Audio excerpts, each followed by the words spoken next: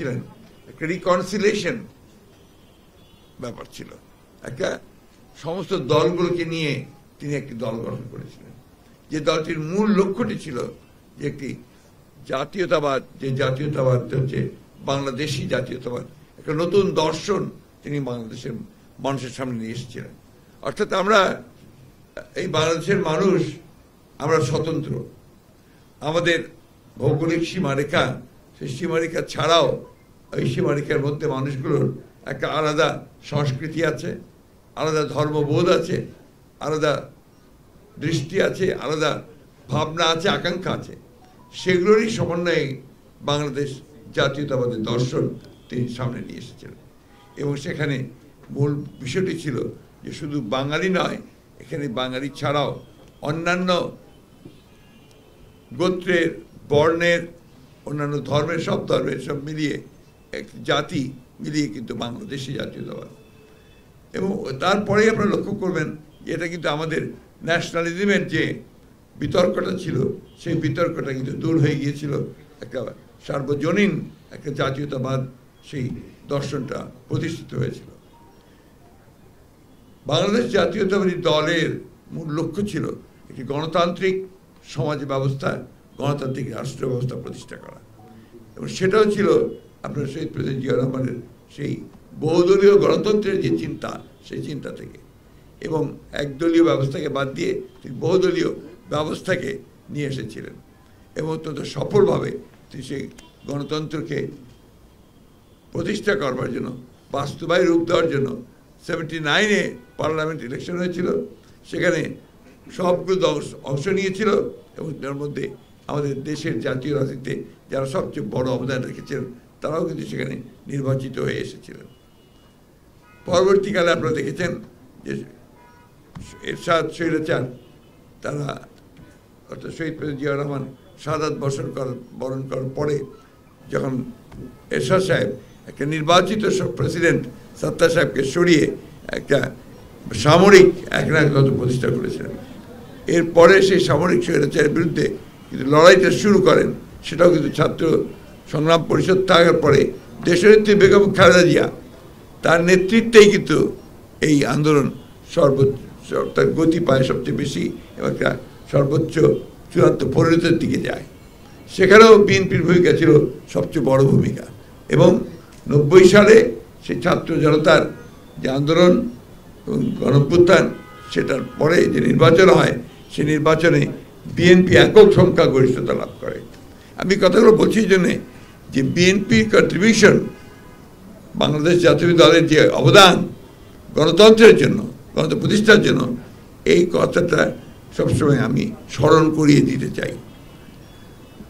আজকে পরবর্তীকালে দেখেন যে সেই 90-এর গণঅভ্যুত্থানের পরে, বিএনপি সরকার গঠনের পরে দেশনেত্রী খালেদা জিয়া সংসদীয় গণতন্ত্র প্রবর্তন করেছেন। এটাও ছিল একটা আপনার মৌলিক পরিবর্তন, সেটাও কিন্তু বেগম জিয়া করেছেন। আমি ইতিহাস বলতে চাই না, পরবর্তীকালে আপনার তত্ত্বাবধায়ক সরকারের বিষয়টি যখন উঠে এসেছিল, আমরা প্রথম দিকে আমরা এটাকে আপত্তি করলেও পরে জনগণের দাবিকে মেনে নিয়ে সে গণতন্ত্রকে সম্মান দেখিয়ে দেশনেত্রী বেগম খালেদা জিয়া কিন্তু এই কেয়ারটেকার গভর্নমেন্ট অর্থাৎ তত্ত্বাবধায়ক সরকারকে তিনি সংবিধানের সন্নিবেশিত করেছিলেন। এই কথাগুলো ভুললে চলবে না। তো আজকাল বিভিন্নভাবে বিভিন্ন রকম ব্যাখ্যা দেওয়ার চেষ্টা করা হয়, কিন্তু বাংলাদেশের গণতন্ত্রকে প্রাতিষ্ঠানিক রূপ দিতে, একটা প্রতিষ্ঠান হিসেবে পরিণত করতে কিন্তু এই বিএনপি সবচেয়ে বড় ভূমিকা পালন করেছে বরাবর। এরপরে আপনারা দেখেছেন যে ফ্যাসিবাদ প্রতিষ্ঠার, ফ্যাসিবাদ ক্ষমতায় আসার পরে 2009 সাল থেকে বোধ হয় না, আমরা 7 থেকেই 2008 থেকেই কিন্তু আমরা এই মুখোমুখি হয়েছি আবার গণতন্ত্রকে। আপনার বিশেষ করে 2007 সালে যে 1/11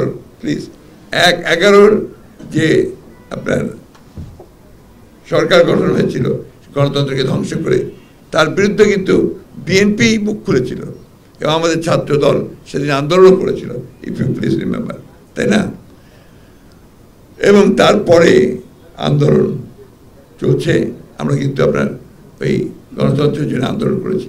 2012 সালে যখন আপনার তত্ত্বাবধায়ক সরকার বাতিল করে দিয়ে দলীয় সরকারের অধীনে নির্বাচনের ব্যবস্থা আবার আমরিক চালু করলো, তখন এই বিএনপি কিন্তু আবার সেটার বিরুদ্ধে রুখে দাঁড়িয়েছিল। দেশনেত্রী বেগম খালেদা জিয়া, আমার এখনো মনে আছে, তিনি তার বক্তব্যে সেদিন প্রেস কনফারেন্সে পরিষ্কার করে বলেছিলেন যে আজ থেকে বাংলাদেশে চরম রাজনৈতিক অস্থিতিশীলতা শুরু হলো এবং সংঘাতের রাজনীতি শুরু হলো। সেটা প্রমাণিত হয়েছে বিগত বছরগুলোতে। আজকে দেখুন, তখন থেকে কিন্তু বিএনপি সংগ্রাম করছে, লড়াই করছে। এই সংগ্রাম লড়াইয়ে আমাদের অসংখ্য মানুষ প্রাণ দিয়েছে। আমাদের হিসাব মতে প্রায় 800 মানুষ গুম হয়েছে। তারপরে আমাদের সংসদ সদস্য ছিলেন, আমাদের নেতৃস্থানীয় নেতারা ছিলেন, কর্মীরা ছিলেন, ছাত্র ছিল, যুবক ছিল, সব বিএনপির লোক ছিল। আমি আজকে এটাকে এই জন্য বলছি যে অনেকে এটাকে অনেকভাবে ব্যাখ্যা করার চেষ্টা করছেন।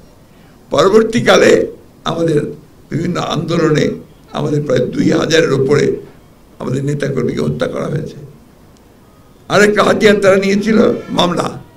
এই মামলাতে আমাদেরকে পর্যদস্ত করার চেষ্টা করেছে এবং 1,46,000 মামলা করেছে। প্রায় 60 লক্ষ মানুষের বিরুদ্ধে মামলা দিয়েছে। এবার আপনারা দেখেন, বিগত কয়েক বছরে, 2-3 বছরে আমরা যে আন্দোলন করেছি, সেই আন্দোলনের প্রথম দিকে আমাদের যেটা ছিল আপনার দ্রব্যমূল্য বৃদ্ধির আপনার মূল্য প্রতিবাদে, মূল্যবৃদ্ধির প্রতিবাদে, এবং সেই আন্দোলনে আমাদের 22 জন আমাদের নেতাকর্মী সহ প্রাণ দিয়েছে। এবং এই আন্দোলনে দেখেন, এই আন্দোলনে আমাদের হিসাব মতে আমি এখন মতো পেয়েছি 198 জন, বোধ হয় যতদূর আমরা দেখেছি, 198 জন আমাদের বিএনপি ছাত্রদল, আমাদের স্বেচ্ছাসেবক দল, যুব দলের প্রাণ দিয়েছে। এবং আমি নিজে গিয়েছিলাম আপনার এই হসপিটালগুলোতে আহতদের দেখতে। 124 জন ছিল পঙ্গু হাসপাতালে, তার মধ্যে 90 জন ছিল আমাদের ছাত্র দলের। এই বিষয়গুলো কিন্তু আপনাদেরকে বলতে হবে, প্রচার করতে হবে। আমরা যে গণতন্ত্রের জন্য আমরা যে সবচেয়ে বেশি ত্যাগ স্বীকার করেছি, এই কথাগুলো আপনাদেরকে নিজেদেরকেই বলতে হবে। আমি আমার দলীয় নেতা কর্মীদের বলতে চাই। দ্বিতীয়ত হচ্ছে যে আজকে আমরা ধন্যবাদ জানাতে চাই ছাত্রদেরকে, ধন্যবাদ জানাতে চাই জনগণকে, রাজনৈতিক দলগুলোকে, যে তারা আজকে একটা বিপ্লবের মধ্যে দিয়ে এই ভয়ানক ফ্যাসিবাদ হাসিনাকে তারা দেশ থেকে পালিয়ে যেতে বাধ্য করেছে। তারা দেশ ছেড়ে পালিয়ে গেছে। এখন আমাদের সামনে কিন্তু অনেক বড় সংগ্রাম, অনেক বড় লড়াই। সে লড়াইটা কি? এই বিজয়কে সংগত করা, সুসংগত করা। এই বিজয়কে যদি আমরা সুসংগত করতে না পারি, তাহলে আবার কিন্তু নব্য ফ্যাসিবাদ এসে হাজির হবে। এই জিনিসটা আমাদেরকে মাথায় রাখতে হবে। আমি আমাদের সম্মানিত সাংবাদিক ভাইদের মাধ্যমে কথা বলতে চাই, জনগণের সামনে এই বিষয়টা আনতে চাই যে এখন সবাইকে কিন্তু নিজের দায়িত্ব নিয়ে আমাদেরকে এই বিজয়কে সুসংগত করতে হবে। আজকে কেউ যদি সন্ত্রাস করতে চায়, কেউ যদি আপনার চাঁদাবাজি বা অন্য কিছু করে আপনার ক্ষতি করতে চায়, সেটাকে আমাদেরকে, রাজনৈতিক নেতৃবৃন্দকে আমাদেরকে সেটাকে রুখে দিতে হবে এবং সেটাকে প্রতিরোধ করতে হবে। আমাদেরকে সুস্পষ্টভাবে বলা আছে সর্বক্ষেত্রে যে আইন শৃঙ্খলা যারা ভঙ্গ করবে তাদেরকে প্রতিহত করতে হবে এবং তাদেরকে আমাদের এখন যে আইন শৃঙ্খলা রক্ষাকারী বাহিনী আছে তাদের হাতে তুলে দিতে হবে। এ ব্যাপারে আমাদের খুব স্পষ্ট সিদ্ধান্ত হয়েছে যে আমরা কোনো রকম কোনো বিশৃঙ্খলা, সন্ত্রাসকে আমরা সহ্য করব না। তাই আপনাদের কাছে আমার আকুল আবেদন, এই বিষয়টা সাংবাদিক ভাইরা আপনারা প্রচার করবেন, জনগণের কাছে দেবেন যে বিএনপি সমস্ত অন্যায়কে তারা প্রতিহত করবে, সন্ত্রাসকে তারা প্রতিহত করবে এবং সমস্ত দল, সংগঠন সবাই তারা এই লক্ষ্যে কাজ করবে। আর এবার আমাদের এই বিশেষ পরিপ্রেক্ষিতে যেটা আমাদের এই বিষয়ে বলেছেন যে এই মুক্ত আপনার ফ্যাসিবাদ মুক্ত বাংলাদেশে আমরা বিএনপির 46তম প্রতিষ্ঠা বার্ষিকী যে পালন করতে যাচ্ছি, সেই জন্যে আমরা প্রায় 6 দিনব্যাপী কর্মসূচি নিয়েছি। এই 6 দিনব্যাপী কর্মসূচি আছে 31শে আগস্ট অর্থাৎ 1 সেপ্টেম্বর, একদিন আগে আলোচনা সভা। ভেন্যু আমরা এখন ঠিক করিনি, ভেন্যু আমরা জানাবো। হ্যাঁ, 6 দিন আছে, 1 2 3 4 5 6 না, 5 দিন, দুঃখিত 5 দিন। 1 সেপ্টেম্বর শহীদ প্রেসিডেন্ট জিয়াউর রহমান বীর উত্তমের মাজারে আপনার জিয়ারত, ফতেহা পাঠ ও শ্রদ্ধার্ঘ্য নিবেদন। এবং 31 বলেছি 31 আগস্ট হচ্ছে আলোচনা সভা, ভেন্যু এখনো ঠিক হয়নি। 2 তারিখে র্যালি, এটা মহানগর এবং জেলা পর্যায়ে নাকি? হ্যাঁ, মহানগর এবং জেলা পর্যায়ে। 3 সেপ্টেম্বরে হচ্ছে সারা দেশে মৎস্য অবমুক্তকরণ, আমরা মাছের যেটাকে বলে আপনার পোনা, এটা অবমুক্ত করব সারা দেশে। 4 সেপ্টেম্বর হচ্ছে বৃক্ষরোপণ, সমস্ত দেশে বৃক্ষরোপণ করা হবে। এর মধ্যে সম্ভব হলে অন্যান্য অঙ্গ সংগঠন বা আপনার যারা আছেন তারা সেমিনার করবেন উপজেলা পর্যায়ে। জেলা উপজেলা মৎস্য এবং বৃক্ষ আলোচনা সভা আছে, জাতীয় পর্যায়ে। হ্যাঁ, জেলা উপজেলা পর্যায়েও আলোচনা সভা আছে, একটু বলুন। না, বললাম তো সেটা। আচ্ছা, আবার বলছি, আমি রিপিট করছি, আপনার 31 আগস্ট হচ্ছে আপনার জেলা উপজেলা পর্যায়ে আলোচনা সভা, এই তো? জি জি। আচ্ছা, 1 তারিখ হচ্ছে শহীদ রাষ্ট্রপতি জিয়াউর রহমানের মাজারে ফতেহা পাঠ ও শ্রদ্ধার্ঘ্য নিবেদন। 2 সেপ্টেম্বর হচ্ছে র্যালি, এটা আপনার জেলা, উপজেলা, মহানগর পর্যায়ে। 3 সেপ্টেম্বর হচ্ছে মৎস্য অবমুক্তকরণ, সেটাও জেলা এবং আপনার মহানগর, উপজেলা সহ এবং ইউনিয়ন পর্যায় পর্যন্ত। 4 সেপ্টেম্বর হচ্ছে বৃক্ষরোপণ, সেটাও মহানগর, জেলা, উপজেলা এবং ইউনিয়ন পর্যায়ে।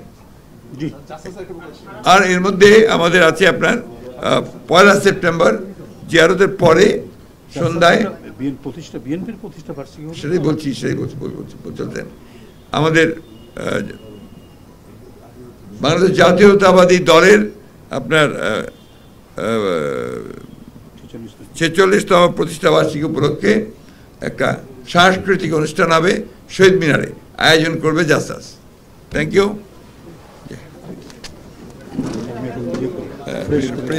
এটাই ঠিক আছে।